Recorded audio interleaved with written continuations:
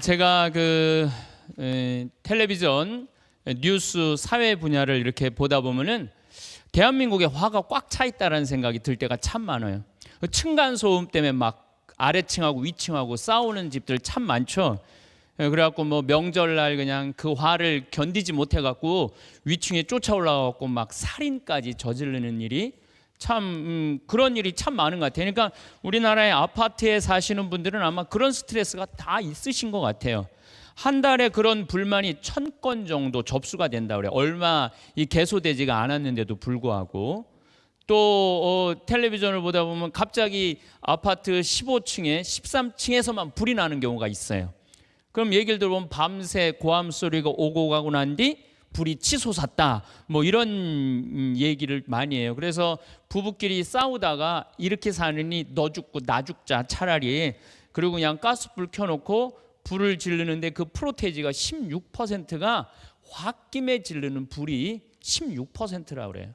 그래서 그냥 우리 사회 안에 이 화가 꽉 차 있다는 생각이 참 많이 들어요. 또 집에서도 여러분들 내가 가족을 위해서 평생 헌신했는데 그거 몰라주면 화 나세요 안 나세요? 화 나죠?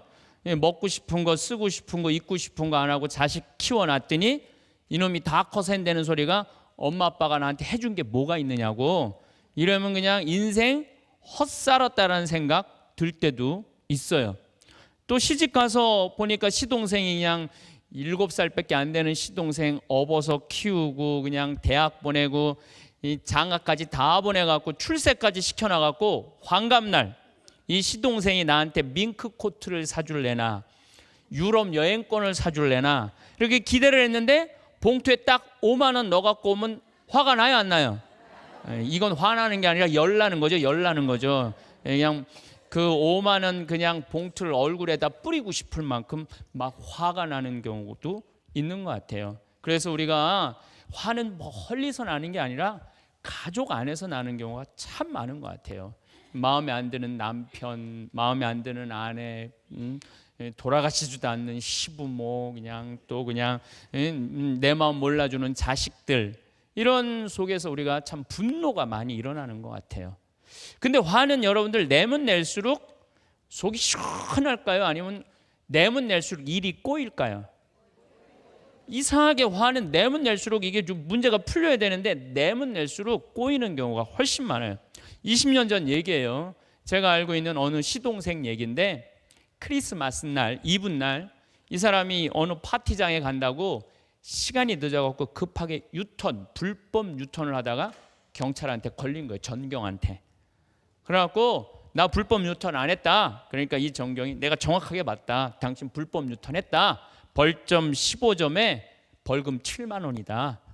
그러니까 이 안 했다는데 왜 자꾸 했다고 그러냐고 멱살을 주고 이제 흔들기 시작한 거예요.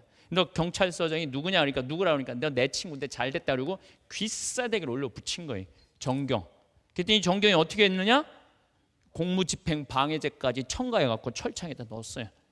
그래서 그 유치장에서 막 자기가 신경질을 부리다가 뇌출혈이 걸려갖고 그 자리에서 죽었어요.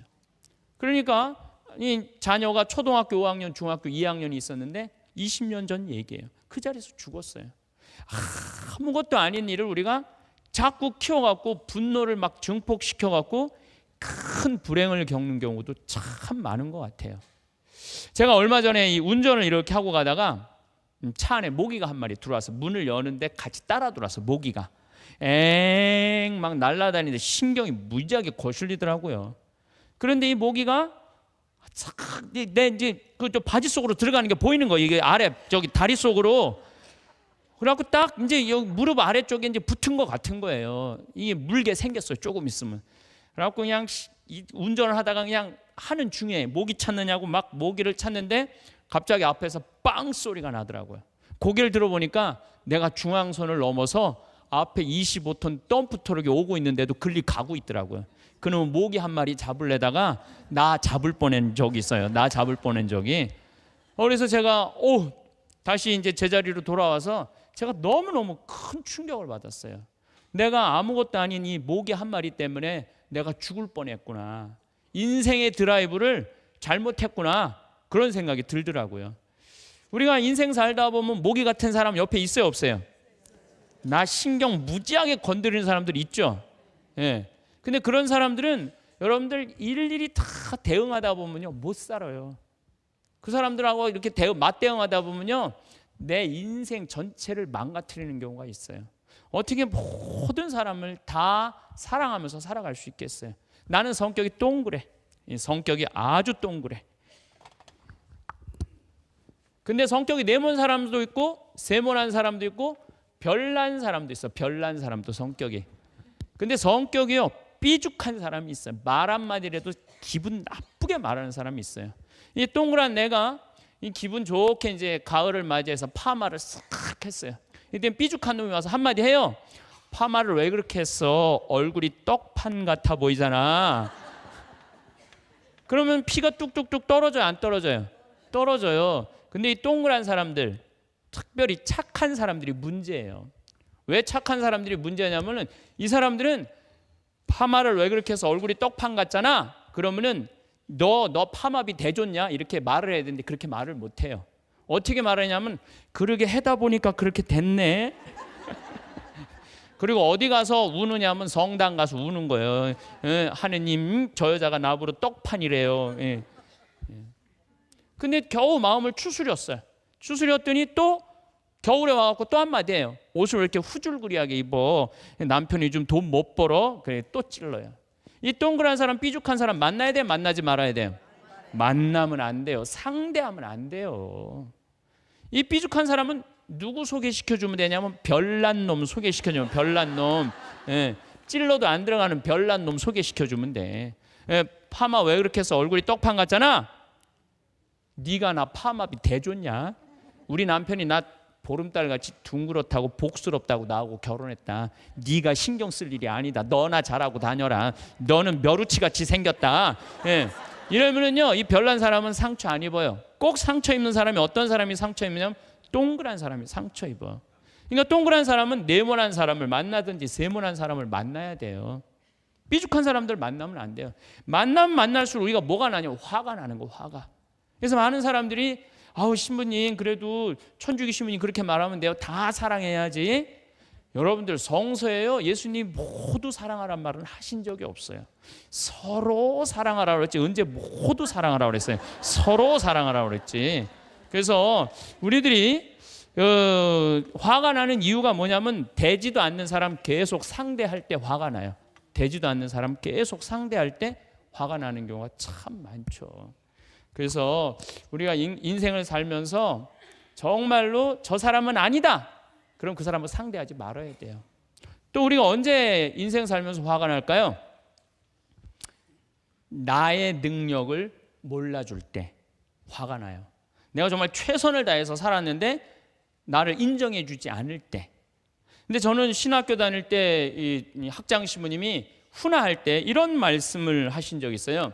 여러분들이 본당에 나와갖고 본당 신부로 살면서 본당 신부로 교우들한테 40%만 지지받아도 여러분들은 성공한 신부가 될 겁니다. 근데 전 이해를 못했어요. 왜냐하면 내가 신학생 때 방학 때 본당에 나가면은 주일학교 애들이 그냥 나 좋다고 매달리고 중고등학교 애들이 매달리고 그냥 아줌마들은 나 보면 좋아 죽는데 아니 내가 본당 신부가 신학생 때도 인기가 이렇게 많은데 본당 신부 돼서 40%밖에 지지 못 받는다는 게 이해가 안 되더라고요. 근데 막상 제가 본당 신부가 되고 보니 40% 지지 받는 건 하늘의 별 따기예요. 왜냐하면 성당의 교우가 한 5천 명이면은 주일날 2천 명이 나와야 되는데 대한민국에 2천 명 나오는 본당이 없어요. 많이 나와야 한 1,500명. 여러분들 우리나라 대통령들도 마지막 임기 끝에 지지율이 얼마인 줄 아세요? 내가 다 조사해봤는데 10% 넘는 대통령이 한 명도 없었어요. 다 10%, 15%, 16%야 지지율이. 하다못해 야구 선수도 10번 중에 몇 번을 치느냐면은 3번 이상 치는 선수들이 별로 없어요. 4할 이상 넘는 선수들이 없어요. 이 얘기는 무슨 얘기냐면 여러분들이 10명을 만나면 10명 다 여러분들 마음에 맞는 사람들 만날 것 같아요? 10명 다 여러분들 지지할 것 같아요? 그 중에 4명만 지지해도 여러분들은 성공하는 거예요. 여러분들 남편 100% 마음에 들어서 같이 살아서 남편 100% 마음에 들어요? 제가 보기엔 한 40%만 마음에 들어도 그냥 데리고 사는 거지, 예, 다 마음에 들 수는 없는 거죠. 그래서 정말로 내가 이렇게 능력이 있는데 왜 나를 인정해 주지 않을까? 그럴 때 화가 나는 것 같아요. 제가 5년 전이에요. 이제 이명박 정부가 막 들어왔을 때 대운하는 안 된다. 방송에 나왔고, 평화방송에 나왔고 1시간 동안 강의를 했어요. 강의가 막 끝났는데 반응이 좋았어요. 운하 안 된다고. 근데 분당에서 할머니 한 분이 딱 전화했어요. 황창현 신부를 바꾸라고. 이게 황창현 신부님을 바꾸라는 건 이건 좋은 말 하려고 전화한 거고, 황창현 신부를 바꾸라는 건 따지려고 전화한 거, 따지려고.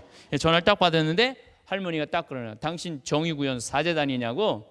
나 정의구현 사재단이 아니다. 그랬더니 당신 정의구현 사재단도 아닌데 왜 대운하를 반대하느냐. 우리나라 경제가 살려면 운하를 해야 된다. 이 젊은 신부가 경제도 모르고 정치도 모르는 신부가 방송에 나와서 운하 안 된다고 1시간 동안 떠들고, 정신 똑바로 차리라고. 그리고 당신 행복론 강의도 하나도 재미없었다고 전화를 탁 끊더라고요. 제가 기분이 좋았을 것 같아요? 나빴을 것 같아요? 기분은 나빴지만 그분 때문에 화가 나진 않았어요. 왜냐하면 세상 살면 나하고 의견 다른 사람 많아요. 어떻게 나하고 똑같이 의견을 맞추고 살 수는 없어요. 의견이 다를 때마다 신경질 부리고 살면요 못 살아요. 그런 사람 어떻게 하면 돼? 무시하면 돼요. 난 어떻게 이해를 했냐면 아마 그 할머니 아들이 토목건설회사 사장 아닐까 이런 생각을 나는 했어요. 그러니까 마음이 너무너무 편안한 거예요. 우리 연예인들 이제 댓글 때문에, 악성 댓글 때문에 이렇게 자살하는 연예인들 참 많아요. 나는 제일 가슴 아픈 연예인이 누구냐면은 5년 전에 10월 2일 날 세상 떠난 최진실 씨예요. 참 연기 잘하잖아요. 그리고 나같이 이렇게 나 같은 나이에, 내가 이제 내일 모레가 50인데 이제 49인데 나하고 나이가 같아요. 다 좋아해, 다 좋아해. 그러니까 최진실 씨를 좋아하는 사람은 우리나라 국민이 한 3천만 명 정도 될 거예요. 그런데 최진실 씨가 돈이 너무너무 많은데 그 전에 무슨 연예인이 하나 자살을 했어요. 빚에 눌려갖고. 그랬더니 그 돈을 최진실이 꿔줬는데 최진실이 그 사람 스트레스를 줘서 그 사람이 죽었다고 댓글을 막 올린 거야. 사람들이 꿔주지도 않았는데. 그러니까 그 댓글을 올린 사람이 4명이야 4명.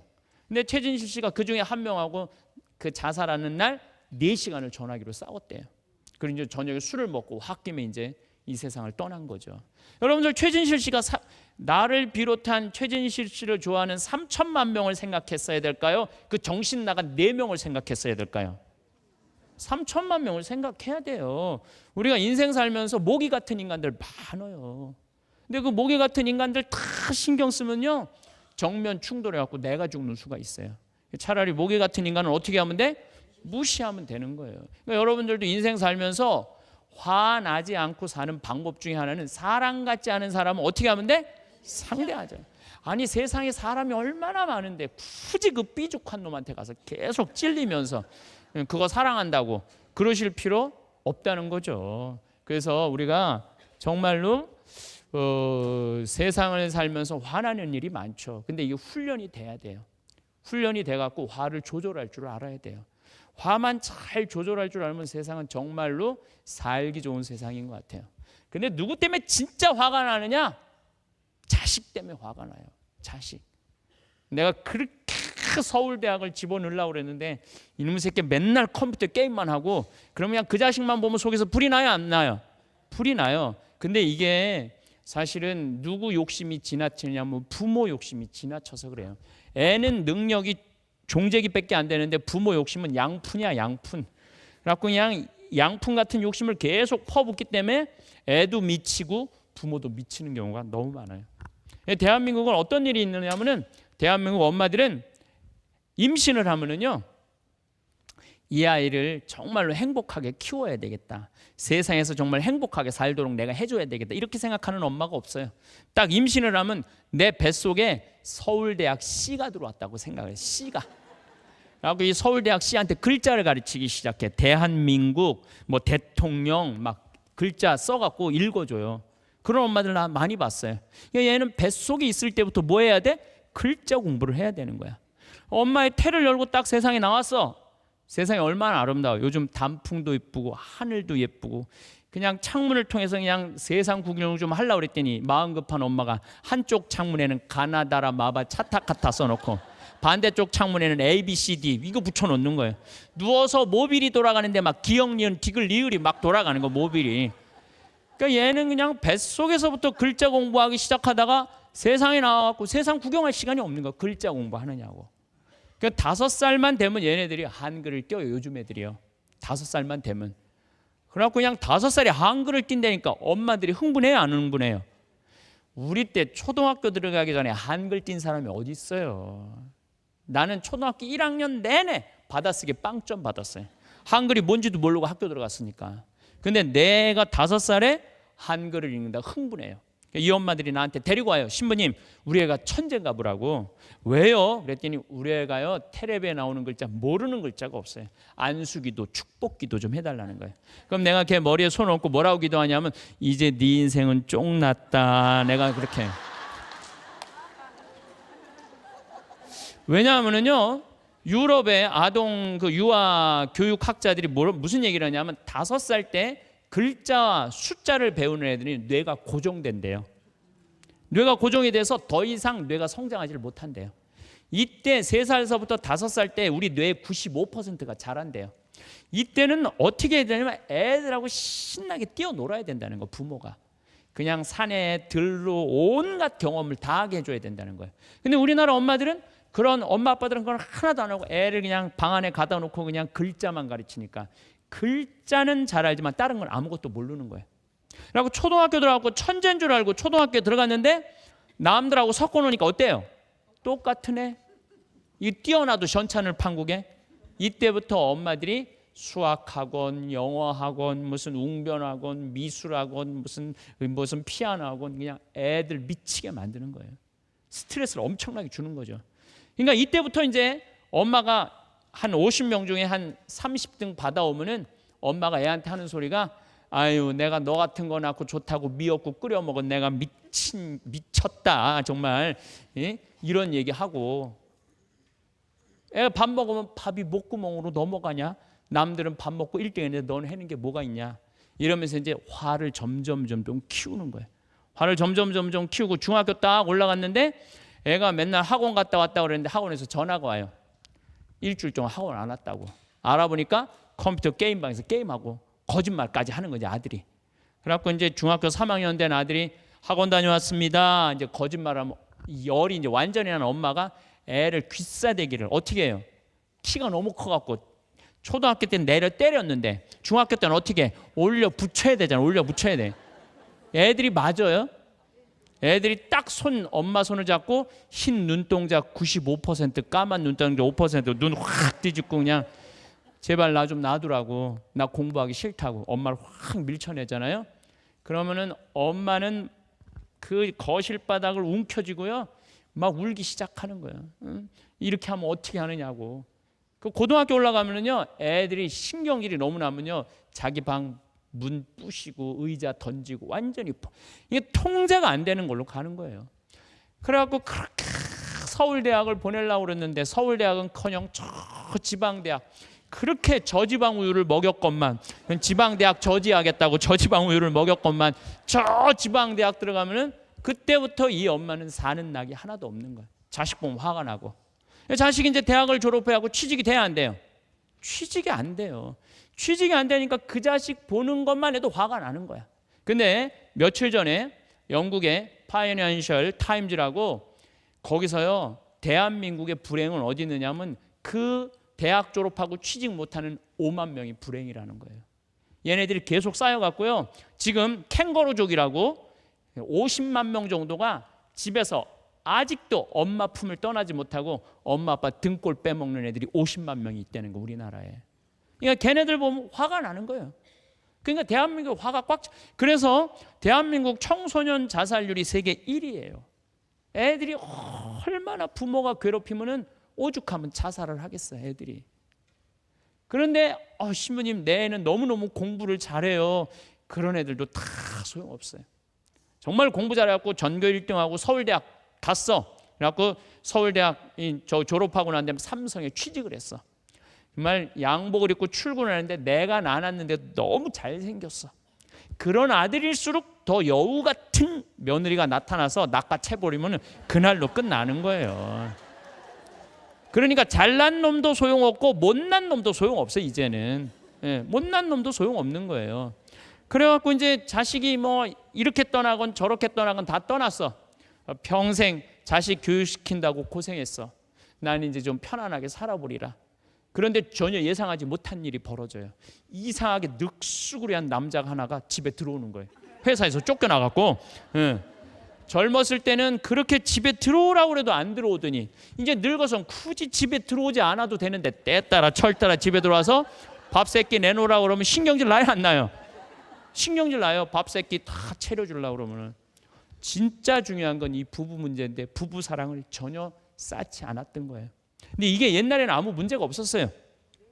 왜 옛날에 문제가 없었느냐면은 옛날에는요 46에 죽었어요. 평균 연령 46에 죽었어요. 공자님 시대는 38에 죽었어요. 그러니까 결혼해갖고 내가 첫 아이가 농사를 질 때가 되면 부모는 알아서 죽어줘 줬어요. 부모는. 근데 요즘은 죽어요 안 죽어요? 안 죽어요. 이게 큰 문제예요. 여러분들 애들이 다 떠나고 50살부터 우리나라가 지금 100살 넘은 분들이 몇 분이냐면은 13,400명이에요. 100살 넘은 분이. 내가 어저께 행정안전자치부에서 통계를 봤더니 저도 깜짝 놀랐어요. 저는 2,400명인 줄 알았거든요. 13,400명이 100살 넘은 사람이. 90살 넘은 사람은 몇 명이냐면 13만 4천 명이에요. 90살 넘은 사람은. 그럼 80에서 90살까지 몇 명이냐? 97만 명이에요. 100만 명에 100만 명. 그리고 70에서 80살까지 몇 명이 270만 명. 270만 명. 65세 이상이 몇 명이냐면 613만 명이에요. 그러니까 옛날에 우리 어렸을 때는 동네 마당에 나가면 그냥 애들이 딱지치기, 구슬치기, 애들이 바글바글 했어요. 할머니는 그저 한 명 정도 앉아서 이렇게 구경했죠. 근데 요즘 길에 나가보면 애들이 없어요. 애들은 없고 누구만 바글바글 하냐면 할머니, 할아버지만 바글바글해요. 요즘 길에 나가보면 안 죽으니까. 그러니까 옛날에는 자녀들이 부모님한테 효도를 했어요. 왜 효도를 했느냐면은 이제 내가 이제 20살이 됐는데 40살 먹은 엄마가 죽으려고 그래. 그러면 옛날에 자식들은 손가락 깨물어서 입에다 넣어줬어요. 단지 해줘, 단지. 그리고 병든 엄마가 나 고기가 먹고 싶다 그러면 자기 허벅지 살 잘라서. 우리 어렸을 때 그런 얘기 참 많이 들었어요. 옛날에는요 자식들이 부모를요 끔찍하게 여겼어요. 왜 끔찍하게 여겼는지 알아요? 일찍 돌아가시니까. 이유는 딱 그거 한 가지예요. 그 20살짜리 아이가 왜 40살 먹은 엄마 죽지 말라고 그러느냐? 부모의 은혜가 고마워서 천만의 말씀이에요. 이유는 다른 데 있어요. 동생이 17살, 14살, 11살, 8살, 5살, 2살이야. 아니 이렇게 줄줄이 나눠놓고 지금 죽으면 누가 책임져야 돼? 장남이 책임져야 되는 거예요. 그러니까 죽지 말라는 거예요. 죽어도 어떻게 해라? 저 2살까지 다 키우고 죽어라. 그러니까 살아라 이거예요. 그래갖고 부모님이 언제까지 살면은 2살이 다 크냐면 60. 그래서 환갑이 옛날엔 중요했던 거예요. 부모님이 환갑까지만 살아주면은 큰아들은 너무너무 고마운 거야. 내 동생이 이렇게 다 키워줘서 너무너무 고맙다고 상 차려놓고 줄줄이 세워놓고 인사시킨 거죠. 근데 요즘은 환갑이 다 넘었어. 받아 먹을 거 다 받아 먹었어. 근데 가요 안 가요? 안 가요. 그러니까 자식들이 모시다가 지치는 거예요. 모시다가 김병의 효자 없다고 그러듯이 모시다가 지치는 거예요. 부모님들은 이렇게 오래 살 줄 모르고 있는 돈 없는 돈 누구한테 다 쏟아부었어요? 자식들한테 다 쏟아부은 거예요. 그러니까 60살에서부터 돈이 하나도 없단 말이야. 돈이 없는데 병들었어. 찾아오는 사람도 없어. 그러니까 어떻게? 자살하는 거예요. 우리나라 노인 자살률이 65세 이상 노인 자살률이 10만 명당 미국은 12명이에요. 10만 명당. 그리고 고독사가 많기로 유명한 일본이 35명이에요. 10만 명당. 근데 우리나라가 2011년까지 몇 명이냐면 70명이에요. 70명. 근데 2012년에 몇 명으로 늘어났는지 알아요? 80명으로 늘었어. 80명. 참 이거 세계에서 자살률 우리나라가 뭐 동방예의지국 그런데 외로워서 노인들이 죽는 거예요. 이 이유는 뭐 때문이냐면 자식한테 너무 돈을 다 쏟아넣어서 그런 거예요. 내가 남은 인생을 내가 책임져야 되는데 옛날처럼 자식이 알아서 먹여주겠지. 누가 먹여줘요? 이젠 그런 세상 끝났어요. 그러니까 여러분들 자식 하는 시대는 끝났어요. 자식은 뭘로 끝나야 돼? 키우는 걸로 끝나야 돼. 자식은 키우는 걸로. 내 의사 친구가 하나 있어요. 그 친구가 해준 얘기. 자, 요양병원 의사인데 70살 먹은 딸이 93살 먹은 엄마 뇌출혈이 걸려갖고 딸이 누군지 자기가 누군지도 모르는 엄마한테 이제 병문안 와갖고 죽을 먹이면서 70살 먹은 딸이 엄마한테 하는 얘기가 한 숟갈 먹일 때마다 죽어 그러더래요. 그래서 의사가 물어봤대요. 아니 왜 엄마한테 이걸 먹이면서 죽으라고 그러느냐? 그랬더니 이 딸이 하는 말이 의사 선생님 내 얘기 좀 한번 들어보라고. 우리 자식이 75, 73, 70, 68이라는 거예요. 그런데 엄마가 91살에 쓰러졌다는 거예요. 그것도 뇌출혈로. 그래갖고 거동도 못하고 똥오줌을 싸는 거죠. 그러니까 자식들이 네가 모셔라. 네가 공부 더 많이 배웠으니까 난 못 모신다. 돈 없다. 네가 모셔라. 서로 못 모시겠다 그러는데 엄마가 마침 7천만 원짜리 전세에 살고 있었대요. 7천만 원짜리 전세에 이렇게 살고 있으니까 91살에 쓰러졌으니까 엄마가 살면 얼마나 살겠느냐. 우리 그 전세금 빼서 엄마 요양병원에 넣자. 그럼 한 1년 정도밖에 덜 살겠느냐. 그 남은 돈으로는 장례하자. 그렇게 합의를 봤대요. 그래갖고 이제 요양병원에 넣었대요. 근데 여러분들 이걸 알아야 돼요. 요양병원에 들어가면요 의사들이요 안 죽여요. 살려내요. 그래갖고 살려내갖고 이 할머니가 2년을 더 살은 거예요. 2년을 더 살으니까 7천만 원을 다 쓴 거야. 전세금 7천만 원을. 그러니까 병원에서 입원비를 대든지 아니면 데리고 모시고 나가라.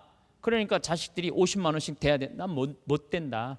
그러니까 그나마 늙어서 기대고 살아야 되는 형제 넷이 원수가 돼갖고 안 만나는 거야. 그러니까 엄마는 자기가 누군지 딸이 누군지도 모르고 돈이나 그냥 병원에서 날리고 자식들은 원수되고 그렇게 사느니 차라리 죽으라는 거야. 그렇게 사느니 차라리 죽으라고. 이게 남 얘기가 아니에요. 이게 우리들 얘기예요. 여러분들 얘기예요. 나는 자식이 없으니까 뭐 죽으라고 그러는 자식도 없으니까 나는 사실 속 편하고 좋지. 근데 여러분들 이제 지금 60 되신 분들은 100살까지 사세요. 그럼 여러분들 40년 남아있는 거예요. 40년. 여기 지금 50 되신 분들은 110살까지 살아요. 그럼 여러분들 몇 년 남았냐면 60년 남았네요. 60년. 근데 이거를요 심각하게 생각하는 국민들이 없어요. 저는 아주 심각하게 생각을 해요. 왜냐하면 정말 이게 우리나라 자녀들 교육을 부모님한테 효도해야 된다, 나라를 사랑해야 된다, 이런 교육이 아니에요. 우리나라는 너 1등 해라, 너 출세하라, 너 하나 잘 되면 된다, 이런 교육만 했단 말이에요. 그런데 아니 늙은 엄마 모실 것 같아요? 안 모셔요. 모실 수가 없어요. 제가 그 본당 신부할 때 아주 나보다 한 두세 살 때 얘기예요. 아주 열심한 자식을 낸 며느리가 하나 있었어요. 요한나라고. 근데 이 천사 이 자매 때문에 성당 다른 사람들이 많이 입교까지 하는 천사야. 근데 나한테 상담만 하면 신부님 나는 시부모 때문에 미치겠어요 그래. 아니 당신 효부라고 소문이 났는데 왜 시부모 때문에 미치느냐? 그랬더니 이 요한나라는 자매가 하는 얘기가 우리 어머니 아버지는 집에서 밥 세끼를 다 먹는다는 거예요. 그러니까 자식 넷 시어머니 시아버지 남편 8명 밥을 아침 점심 저녁으로 또 시부모님이 따뜻한 밥만 원한다는 거야. 그러니까 8명 밥을 맨날 하니까 자기 너무너무 힘들다는 거예요. 그래갖고 내가 이제 할아버지 할머니들 모시고 온천을 한번 여행을 간 적이 있어요. 그 할아버지한테 내가 그 시아버지한테 얘기했어요. 아니 할아버지 어떻게 밥 세끼를 집에서 다 먹냐. 한 끼는 노인정 가서 먹어라. 한 끼는. 그래야지 며느리가 친구도 만나고 학부형들도 만나고 그럴 거 아니냐. 왜 밥 세끼를 다 집에서 먹느냐. 그랬더니 73살 먹은 할아버지가 나한테 기가 막힌 말을 하는 거예요. 신부님 전 노인정 가기 싫어요 그러더라고요. 그래서 아니 왜 노인이 노인정 가기 싫으냐. 그랬더니 이 할아버지 하시는 말씀이 형들이 심부름 시켜서 자기 노인정 가기 싫다는 거예요. 형들이 심부름 시켜서. 그래서 내가 물어봤어요. 아니 73세 무슨 형들이 심부름을 시키냐? 그랬더니 신부님 모르는 소리 하지 말라는 거야. 73이면 노인정에서 막내래요. 자기만 나타나면 라면 끓여라, 술 받아와라, 청소해라 그런다는 거예요. 그러니까 요즘 73이면요 젊은이에요, 젊은이. 제가 지난 추석 때 뉴욕에 강의를 갔는데 한국 사람이 운전하는 택시를 탔어요. 근데 그분이 그런 얘기를 하더라고요. 자기 어머니는 서울 오금동에 사는데 자기 어머니네 성당 반에 모임이 있는데 7명이 나온대, 7명. 근데 자기 어머니가 83살인데 6번째래, 6번째. 그리고 왕언니는 106살이래. 왕언니는 106살. 제일 어린 사람 78이래. 78. 거기서 모임을 한다는 거예요. 그러니까 요즘은 참 오래 사는 거예요. 그러니까 늙으면 죽어야 돼 이런 소리 하지 마세요. 우리 어머니가 60에 늙으면 죽어야 돼 그러더라고. 난 깜짝 놀랐어요. 왜냐하면은 내가 이제 신부가 된 게 어머니가 딱 60에 신부가 됐거든요. 내가 이제 효도할 때가 됐는데 지금 돌아가시면 어떻게? 그래갖고 나는 휴가 5년 동안을 다 어머니 아버지를 위해서 썼어요. 금강산, 백두산, 중국 북경, 뭐 만리장성, 뭐 그다음에 뭐 이탈리아 파리, 뭐 이스라엘, 그냥 5년 동안 다 모시고 다녀요. 내 휴가를 전부 다 부모님 위해서 썼어요. 왜 부모님을 위해서 썼느냐 하면은 죽는다니까. 이거 딱 빨리 보여줘야 될 거 아니야. 죽는다니까. 다 모시고 여행을 다녔는데 요즘 어머니가 이제 늙으면 죽어야 돼 그 소리에 뭐 화가 나요. 왜냐면 그 얘기한 지 21년이 지났어. 21년이 지났는데 갈 생각을 안 해요. 갈 생각을. 그러니까 여기 계신 분들 지금 70, 80 되신 분들 난 인생 다 살았어. 아니에요. 아직도 한참 남아있어요. 한참 남아있어요. 그러니까 여러분들 그 남은 인생이 굉장히 소중한 거예요. 그런데 내가 있는 정성 없는 정성 다 해서 자식을 키워놨는데 그 자식이 나 신경 써요 안 써요? 안 써요. 그렇다면 여러분들은 그것 때문에 화낼 필요가 없다는 거예요. 자식들한테 재산 물려줄 생각하지 마세요. 자식들한테 재산 물려줄 생각하지 말고 여러분들 있는 돈 가지고 여러분들 실컷 노시다가 여행도 다니고 먹고 싶은 거 사 먹고 그리고 세상 떠나야 된다는 거지. 자식 뒷바라지에다 끝까지 그래갖고 완전히 빚까지 져갖고 어제도 한 사람이 자식 사업 대주다가 잘 나가던 분이 스스로 목매서 자살했잖아요. 이게 우리가 이제 자식하고 부모는 나눠줘야 돼요. 옛날에 50살까지 살 때는 부모 자식이 뭉쳐서 살았어요. 근데 이게 늘어나면서 100살까지 살면서는 부모님이 자식한테 기대고 사는 것도 사실은 이거 결례예요. 나이 먹으면 눈두덩 쳐져요 안 쳐져요? 눈가 쳐져요 안 쳐져요? 입가 쳐지고 볼 쳐져요.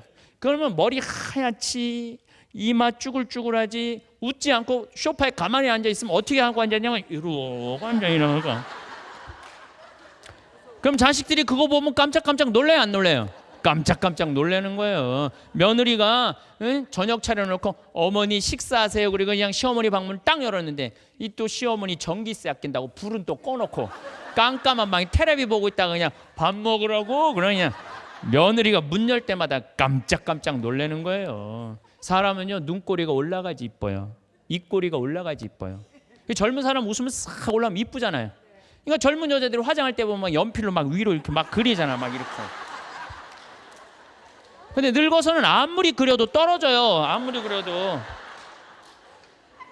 그런 부모님 아들은 보고 살 수 있을지 몰라도 며느리는요 못 봐요. 그걸 80, 90살까지 못 봐요. 그러니까 이제는 자식하고 같이 사는 시대는 끝났어요. 그리고 자식이 나한테 효도할 거라는 거 꿈도 꾸지 마세요. 예. 저기 이제 나이를 먹으면 뭐가 제일 문제냐면 이가 제일 먼저 문제가 와요. 치과에 가니까 의사 선생님이 아유 할머니 여기 이를 좀 빼고 이거 걸으려면은 이거 이 틀니로 하려면 한 300만 원 들고 걸으려면 한 500만 원 들고 임플란트를 하면 1000만 원 정도 든다고. 그 돈 있어요 없어요? 없어요. 왜? 자식 대학 보내고 대학원 보내고 아파트 얻어주고 사업한다면 그것까지 다 대줬는데 무슨 돈이 있어? 그래도 믿는 이 못밖에 없어. 아들밖에 더 있어요? 아들한테 추석 전에 전화를 해. 한 달 전에. 얘야 내가 요즘 이가 너무 아파갖고 요즘 소화가 안 된다. 응? 골도 아프고 그렇단다. 그럼 이 아들이 딱 알아들어야 돼. 아 우리 어머니가 이가 불편하구나. 이가 없구나. 어머니 제가 이해해 드릴게요. 이러면 얼마나 행복해요. 그런데 늙은 엄마 어금니 몇 개 빠진 거 아는 자식 한 명도 없어요. 여러분들 아실 것 같아요? 아시는 분이 계세요? 여기 광주에도 있네. 내가 충청도 가니까 자기는 안 돼. 자기 엄마 입 빠진 거 안 돼. 어떻게 하냐 그러니까 몽창 빠져서 하나도 없다는 거. 몽창 빠져서 하나도 없다는 거야. 예. 쉽지 않아요. 자기 부모님 어금니 빠진 거 아는 거 쉽지 않아요. 그러니까 어머니 소금으로 양치하세요. 헬 이빨이 있어야지 헬 거 아니야. 헬 이빨이. 그러니까 그냥 속상한 거예요. 할머니들이 얘기는 못하고. 2주 전에 또 전에 얘가 골이 더 아프다. 엄마 왜 내 말을 안 듣고 소금으로 해라니까. 그리고 추석날 따고 갖고 용돈 딱 10만 원 주고 가면은 이때부터 화가 나요 안 나요? 이때부터 화가 나는 거예요. 내가 저를 어떻게 키웠는데 내가 그렇게 이해해달라고 한 달 전부터 그렇게 전화를 했건만 10만 원. 그럼 이제 10만 원을 받고 이 화를 주체하지 못한 할머니가 저를 찾아와요. 신부님 내 얘기 좀 한번 들어보라고. 그럼 할머니들이 내 얘기 좀 들어보라고 그러면 이 안 해준 얘기만 하면 내가 다 알아들어. 이 할머니 꼭 내 얘기 좀 들어보라 그러면 꼭 내가 대동아 전쟁에 시집으로 와갖고 대동아 전쟁부터 얘기를 하기 시작하는 거. 대동아 전쟁에 시집으로 와갖고 그냥 노숙가랑 그냥 다 공출당하고 그냥 그래갖고 6.25가 또 그냥 터져갖고 또 그냥 일사후퇴. 할머니 하고 싶은 얘기가 뭐냐고. 지금 좀만 기다려보라고. 내가 그러면서 얘기를 하고 내가 그렇게 내 자식을 키워놨는데 내가 이해해달라고 그러는데 10만 원 밖에 나 화가 너무 난다고. 그래서요 할머니 할아버지들이요 화가 많으신 분들이 너무너무 많아요. 이렇게 보면은 얘기를 해보면요 마음 안에 여유가 없고 기쁨이 없어요. 아니 그렇게 자식을 키워놨으면 행복해야 될 거 아니야. 자식이 그렇게 성장하고 내가 또 여러분들 오래 사는 건 축복이잖아요. 그런데 오래 사는 게 이게 저주라는 이런 세월이 된 거예요. 그러니까 그냥 애들은 공부하면서 화가 나고 부모는 애를 키우면서 화가 나고 늙어서도 안 죽어서도 화가 나고 돈이 없어서도 화가 나고 그러니까 대한민국이 화가 꽉 차 있는 거예요. 대한민국이. 그래서 저는 이제는 제발 자식 하지 말라는 거예요. 자식은요 머리로 살 놈이 있고 몸으로 살 놈이 있어요. 딱 보면 알아요. 얘가 머리로 살랜지 몸으로 살랜지. 우리 생태마을에는 문제 있는 아이들도 많이 와요. 농사지루. 근데 한 5년 전이에요. 5년 전에 살이 엄청나게 찐 애가 한 명이 왔어요. 태훈이라는 애가 왔는데 얘가 이제 중학교, 고등학교 내내 컴퓨터 게임만 하다 대학을 떨어진 거예요. 대학을 떨어져갖고 재수를 시키려고 그랬더니 밤새 게임하고 난 12시, 1시에 일어나는 애야. 이거 엄마가 걔를 보니까 속에서 불이 나잖아요. 생태마을에 데리고 온 거예요. 얘가 문제라고 신부님.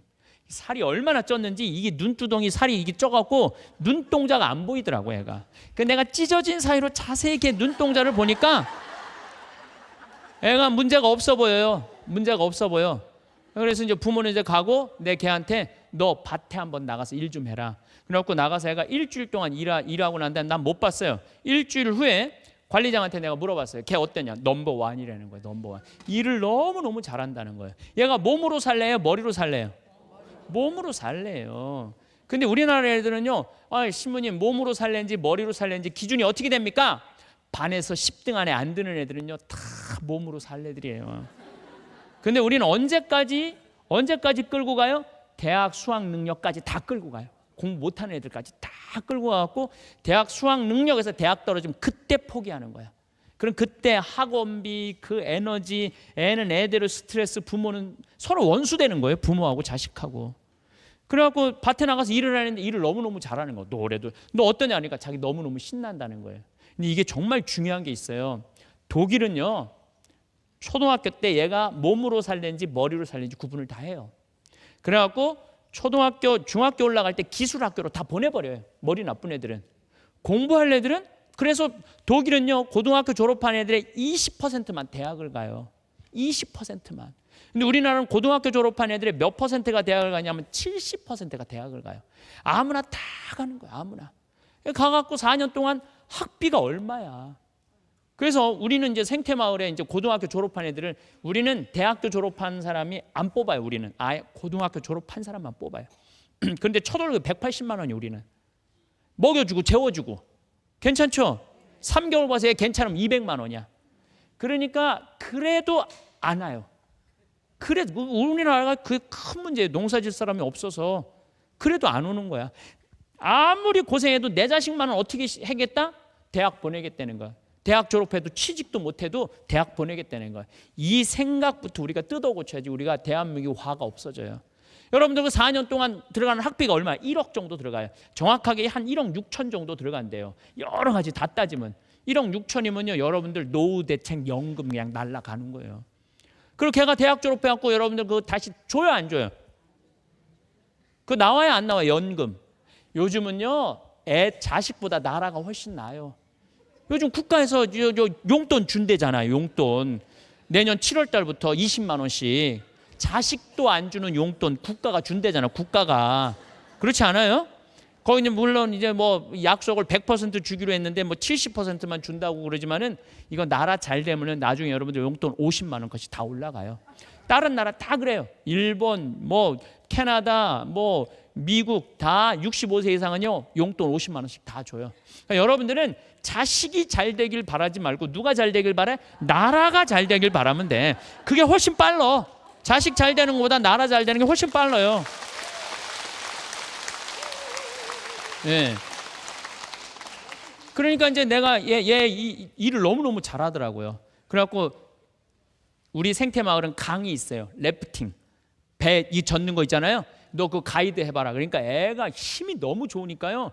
이게 우리 생태마을에 저울에 올라가봤는데 우리는 100kg까지 밖에 재는 게 없어. 얘가 올라왔는데 뱅글뱅글 돌더라고요. 그래갖고 내가 저기 고추 우리 빻잖아요. 고추 빻 때 좀 데리고 가봐라. 좀 저울에 달아봐라 했더니 130kg. 예. 근데 생태마을에서 일하면서 20kg가 빠진 거예요. 3달 만에 20kg가 빠진 거예요. 그래갖고 래프팅 가이드를 하는데 얘가 힘이 너무 좋으니까 배를 그냥 엎었다 해 너무너무 잘하는 거 혼자. 그러니까 내가 월급을 계속 줬죠. 월급을 계속. 그러나 우리 집에서 4년만 일하면요 정말 1억 벌어요. 4년만. 그러면 거기 땅 사갖고 한 4,000평만 땅 사갖고 농사 짓잖아요. 요즘 농사 잘 지면 한 평에 10,000원 정도 나와요. 못 짓는 사람 고추가 한 7,000원 정도 나오고 다른 특용작물 잘 지면 10,000원 정도 나와요. 연봉 4천만 원이면 괜찮잖아요. 그렇잖아요. 거기 무슨 구조조정이 있어, 토익 시험이 있어. 그냥 자기만 성실하면 되는데 우리가 꼭 농사 짓고 일하는 게 나쁜 게 아니거든요. 근데 대한민국은 이상하게 펜대를 굴려야지 행복하고 부모들이 이 사람이 머리로 살래가 있고 몸으로 살래가 있는 거예요. 그러니까 그냥 걔한테 그냥 안 되는 애한테 돈을 다 쏟아 넣어갖고 걔도 깡통, 돈 쏟아 넣어갖고 내 주머니도 깡통. 이런 집은 무슨 집안이에요? 깡통 차는 집안 되는 거. 깡통 차는 집안. 그래서 이제 60, 70이 됐어요. 60, 70이 됐는데 자식은 자기 먹고 살기도 힘들어. 나는 이제 70이 되면 자식이 나한테 용돈도 안 줘. 큰 아들이 냉면 사줄래나 작은 아들이 냉면 사줄래나 아무리 기다려도 안 와. 그놈의 냉면 하나. 여러분들 그 냉면 얼마나 한다고 그걸 기다려요. 여름 내내. 그냥 내가 가서 사 먹으면 되죠. 그렇잖아요? 내 돈 가지고 내가 가서 사 먹으면 되잖아요. 신부님 무슨 돈으로? 집 잡혀라. 영모기지론 해라. 집 잡혀서 영모기지론 해갖고 다 쓰다가 돌아가셔라. 그리고 정말 자식들한테 용돈을 주고 싶어요. 그러면요 한 입에 털어놓으면 안 돼요. 찔끔찔끔 주셔야 돼요. 찔끔찔끔. 왜냐하면은 한 번에 1억을 주잖아요. 다시는 안 와요. 그 자식들은 다시는 안 와요. 그런데 어머니 이번 주 토요일 날 내가 가고 삼겹살 같이 구워 먹을게요. 그럼 어머니는요 봉투에 딱 10만 원 넣으세요. 10만 원 넣어갖고 이 늙은이 찾아와줘서 고맙다 그러고 10만 원 주잖아요. 다음 달에 또 와요. 그 10만 원 생각나서. 그런데 우리 자식 고생한다고 1억을 딱 내가 있는 땅 모아둔 거 딱 주잖아요. 다음 달부터 절대 안 와요. 절대 안 와요. 수많은 예를 보면요 안 오게 돼 있어요. 그럼 그때부터 또 땅을 치고 통곡해도 늦어요. 그러니까 절대 자식들한테 한 입에 털어주는 게 아니야. 주려면 어떻게 줘? 찔끔찔끔 줘라. 찔끔찔끔 줘라. 찔끔찔끔 줘야지 끝까지 무슨 관계를 유지할 수 있다? 좋은 관계를 유지하고 살 수 있다. 이것도 우리 큰형님이 해준 얘기예요. 큰형님 친구가 부동산을 한대요. 부동산을 하는데 기가 막힌 일이 있었대요. 어떤 할아버지가 7형제가 있었는데 이 할아버지가 상위 용사였대요. 근데 성실하게 잘 살고 집도 그냥 넉넉하게 잘 살았대요. 그런데 형제 7형제도 아버지가 살아있을 동안 다 우애가 좋았대요. 그런데 아버지가 딱 돌아가셨는데 통장에 10억이 딱 들어있는 거야. 현찰 10억이 통장에 딱 들어있는 거야. 큰아들이 이걸 쥐고 안 놓더래요. 그래갖고 칠형제들이 원수같이 싸운 거야. 법정까지 간 거야. 법정에 가면 어떻게 되느냐? 부인한테 5억이 가요. 나머지 자기네들이 받은 돈이 한 5천 얼마밖에 안 되는 거야. 10억이 다 자기한테 올 줄 알았는데 이게 나누니까 5천만 원밖에 안 온 거야. 근데 다음에 엄마가 그것 때문에 화병이 또 돌아가신 거야. 그래갖고 이제 그 집을 이제 정리를 해주려고, 엄마 아버지 사는 집을 정리를 해주려고 그 우리 큰형님 친구가 그 부동산 업자가 그 집에 가보니, 그 할머니 할아버지가 살았던 집에 가보니 냉장고 떼어가고 에어컨 떼어가고 텔레비전 떼어가고 다 떼어갔대. 근데 그 집에 거실에 굴르는 게 어머니 아버지 영정사진만 나 뒹굴르더래요. 어머니 아버지 영정사진만. 그러니까 여러분들 재산을 남겨놔서 자식들한테, 그러니까 이런 얘기가 있어요. 부자 부모가 돌아가시면 자식이 원수돼서 안 만난대요. 가난한 부모가 돌아가시면 자식들이 서로 우애가 좋아진대요. 그러니까 여러분들 이제 어떻게 하셔? 내가 은행에 있는 돈, 집 싹 잡혀서 여행 다니세요. 먹고 싶은 거 먹으러 다니고, 여행도 좀 유럽도 좀 가고, 하와이도 좀 가고, 제주도도 가고. 다 쓰시는 게 누구 도와주는 거냐면 자식 도와주는 거예요. 왜냐? 그러니까 제 말이 그 말이야. 여행은요, 가슴이 떨릴 때 가야지 다리가 떨릴 때 가면 안 돼요. 이게 여행은 가슴이 떨릴 때 가야지 다리가 떨릴 때 가면 안 돼. 근데 언제 가슴이 떨리냐? 45에서 60까지 가슴이 떨려요. 왜 그때 가슴이 떨리느냐면 자식들이 엄마, 이때 중학교 고등학교 되거든요. 45이 되면 엄마 내 인생 참견하지 마 좀 제발. 엄마 인생 살아. 그럼 이때부터요, 엄마 필요 없어. 그러면 이때부터 그래 나 내 인생 한번 살아볼까? 그래갖고 자기 인생 살아보려니까 45에서 60까지 살 게 뭐가 있어? 여행 가는 것밖에 더 있어요. 여행을 막 가려고 그랬더니 자식이 대학 들어갈 때야. 대학 등록 500만 원 들어가. 그러면 딱 유럽 여행에 500만 원 들어가거든요. 내가 한 번만 안 가면 자식 등록금을 댈 수 있을 텐데. 그리고 그냥 등록금 대다가 이거 저거 대고 뭐 해외 연수 가고 싶다는 그거 대다가 놓쳐요. 그래갖고 훌쩍 나이가 70이 돼. 70이 되면은 이제 또 성공한 자식이 그래도 효도한다고. 엄마 저기 뭐 여행 좀 갔다 와. 유럽 티켓 끊어줄게. 그래갖고 내가 70 먹은 할머니들이랑 유럽에 많이 가봤어요. 이 할머니들이 웃겨요. 한 3일은 잘 따라다녀요. 근데 한 4일쯤 되면 그 성지 입구에 쭈그리고 앉아갖고 한다는 말이, 신부님 다녀오쇼. 나 다리가 떨려서 못 가겠어. 그러니까 여기 계신 분들, 우리가 내 인생을 내가 살지 않으면은요, 내 인생을 살지 않으면 화가 나게 돼 있는 거예요. 그러니까 요한 바울 2세 교황님이라고 그 전전 교황님이, 잘생긴 교황님이 계셨어요. 그분이 돌아가셨을 때 뭐라고 그러냐면 나는 행복합니다. 여러분들도 행복하십시오. 그리고 돌아가셨어요. 85살에. 근데 그분은 136개 나라를 돌아다녔어. 돌아다니고 싶은 거 다 돌아다녔어. 해고 싶은 거 다 돌아다녔어. 그리고 죽으면서 나는 행복했습니다. 여러분들도 행복하십시오. 그랬거든요. 그러니까 여러분들도 집 잡혀갖고 다 다니세요. 다 다니세요. 여행도 다니고 맛있는 것도 먹으러 다니고. 그리고 한 99살 때 죽을 때쯤 자식들 다 불러요. 자식들 불러갖고 이렇게 말하세요. 나는 행복했다. 하고 싶은 대로 다 해. 너.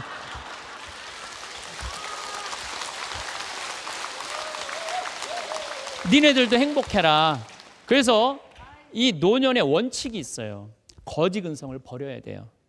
어떤 거지 근성을 버렸냐면, 누가 나한테 잘해주려니, 자식이 나한테 효도하려니, 누가 나한테 뭐 해주려니, 누가 나 사주려니 이러면요, 인생 그대로 그냥 죽어서 지내는 거예요. 거지 근성을 버리고 내가 하면 돼. 내가 무슨 돈으로? 집 잡혀서.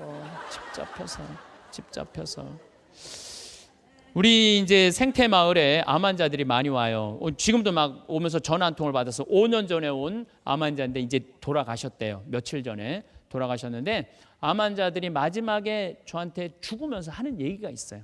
제가 우리 집에 이제 암 환자들이 오면은 제가 우리 그 강원도가 아름다운 데가 얼마나 많아요. 뭐 영월, 뭐 그다음에 평창, 뭐 아주 아름다운 데가 많거든요. 그럼 내가 아름다운 데를 다 데리고 다녀요. 언제 죽을지 모르니까.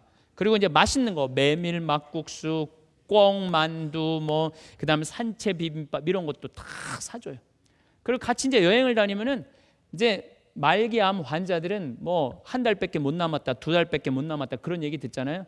그러면은요 말기암 환자들은 마지막에 이제 죽으면서 저한테 총고해를 하면서 이런 얘기를 해요. 신부님, 내가 50살까지 살면서 남편한테도 안 미안하다는 거예요. 남편 이제 먹고 살만하다는 거예요. 자식들한테도 안 미안하다는 거예요. 자식들도 좋은 대학 가고 좋은 직장 다닌다는 거예요. 근데 누구한테 제일 미안하냐면 나한테 너무 미안해. 나한테. 자기는 50평생 살면서 한 번도 맛있는 거 사 먹은 적도 없고 예쁜 옷 사 입은 적도 없고 좋은 데 구경한 적도 없다는 거예요. 근데 여기 와서 신부님하고 한 두세 달 살다 보니까 돈 안 들어도 이렇게 세상이 좋은데 왜 나는 나한테 함부로 대했는지 모르겠다고. 그러면서 자기는 자기한테 너무 미안하다고. 그러면서 죽는 사람 내가 참 많이 봤어요. 여러분들 지금 60년, 70년 동안 열심히 살지 않으셨어요? 열심히 사셨죠? 그러면 이제 자식이 호강해야 돼? 내가 호강해야 돼? 여러분들이 호강해야 돼요. 왜? 내가 행복한 사람은요 화 안 내요. 내가 행복한 사람은 화가 안 나요. 근데 내가 불행한 사람은요 다 원망해. 남편 원망, 자식 원망, 심지어는 그냥 박근혜 대통령이 그냥 20만 원 준다고 그러다가 15만 원밖에 안 준다고 그러면 그것도 원망해. 예. 아니 자식도 안 준다는 용돈 준다는. 저는요 나는 대한민국에 사는 게 얼마나 행복하냐면은 여러분들 우리나라 5,000년 역사상 언제 국가에서 용돈 준 적 있어요? 없죠? 요즘 용돈 준대잖아. 요즘 얼마나 좋아요. 그러니까 제일 중요한 거는 내가 행복해야 돼. 그래서 여러분들 저는 제가 항상 이렇게 강의, 오늘 저 쉬는 날이에요. 근데 강의해달라서 여기 왔는데 저는 이제 집에 가면서도 내가 갈비 먹고 싶으면요 누가 사주려니 전 안 바래요. 나는 나한테 물어봐요. 창현아, 너 오늘 뭐 먹고 싶니? 갈비. 가자, 내가 사줄게. 난 내가 나한테 사줘요. 그러니까 내가 나한테 사주니까 남한테 원망 안 하는 거예요. 그러니까 여러분들도 오늘부터 누구한테 잘해주냐면 나한테 잘해요. 자, 마지막 제가 결론을 말씀을 드릴게요. 여러분들이 70살에서부터 100살까지 여러분들이 건강한 게 누구 도와주는 거냐면 자식 도와주는 거예요. 그러니까 지금 나한테 투자하는 건 결국 누구한테 투자하는 거야? 자식한테 투자하는 거예요. 만약에 여러분들이 지금 돈이 아까워갖고 돈 한 푼도 안 쓰고 그러고 그대로 누워서 병원에 들어가. 병원에 들어가는 돈이나 병원에 들어가서 쓰는 돈이나 여러분들 한번 생각을 해보세요. 병원에 들어가서 쓰는 돈이나 내가 먹으면서 돌아다니면서 쓰는 돈이나 똑같아요. 그러면 병원에 들어가서 쓰는 돈이 나요? 돌아다니면서 먹으면서 쓰는 돈이 나요? 내 얘기가 그 얘기예요. 그러니까 오늘부터 여러분들 여행도 다니시고 맛있는 것도 먹으러 다니시고 건강하게 사시다가 99살 때 돌아가실 때 어떻게 돌아가셔요? 꼴까닥 돌아가시면 돼요. 그래서 여러분들 행복하시기 바랍니다. 감사합니다.